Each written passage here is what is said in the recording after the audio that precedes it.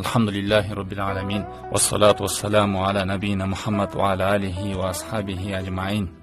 Урматтуу туугандар, адам баласы пайгамбар саллаллаху алейхи ва салламдын сүннөтүнөн кичине бир амал билсе дагы ошого амал кылганга аракет кылышыбыз керек. Адам бир кичине амалды кылса, чоң амалдарды кылууга жол ачылат. Кичинекей амалды аткарбасак, анда башка амалдарды аткарыш өтө эле кыйын. Эч убакта сооп иштен кайда кирип карабаш керек, аны кичине деп көрбөш керек. Аны Убада ибн Самит радиаллаху анхудан келген хадисте айтат, пайгамбар саллаллаху алейхи ва саллям айтты: "Мен та'арра минал лейли фaqala ла илаха иллаллах вахдаху ла шарика лах. Лахул мульку ва лахул хамд ва ху аля кулли шейин кадир." Ким түндө ойгонуп кетип ушул сөздү айтса дейт: "Ла илаха иллаллах, Аллахтан башка сыйынууга татыктуу эч ким жок. Вахдаху ла шарика лах, ал жалгыз, анын шериги жок. Лахул мульку ва лахул хамд, бардык мүлк ага таандык, ага мактоо болсун.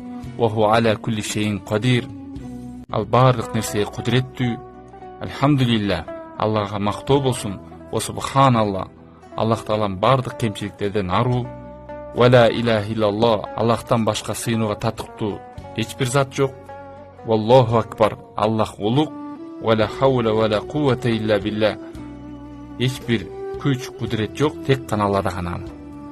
Сумма кала, ушул дуаны айтып туруп, андан кийин ушул зикирди айткандан кийин айтса дейт: "Аллахумма гфирли", о Аллах мени кечир десе, ау даа студжиба, же дуа кылса, дуасы кабыл болот дейт.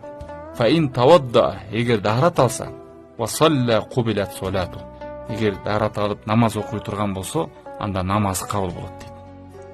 Караңыздар туугандар, кандай калимату таухид. Бул жерде ушул келген зикирдин маанисин, тереңдигин, Аллахты даңазалап мактоо, түндүн ушу бир окумда адам баласы туруп калса эле, ушул дуаларды, зикирди айтып, мүмкүнчүлүгү келсе даарат алып намаз окуса, намазы кабыл болот экен, дуа кылып калса, дуасы кабыл болот экен. Ушундай мүмкүнчүлүктөрдү колдонуп калайлы туугандар. Бул Бухариде келген сохих хадис. Пайгамбар саллаллаху алейхи ва салламдын сүннөттөрүнө амал кылайлы. Мына биз издейбиз, кайсыл учурда дуа кабыл болот, кандай.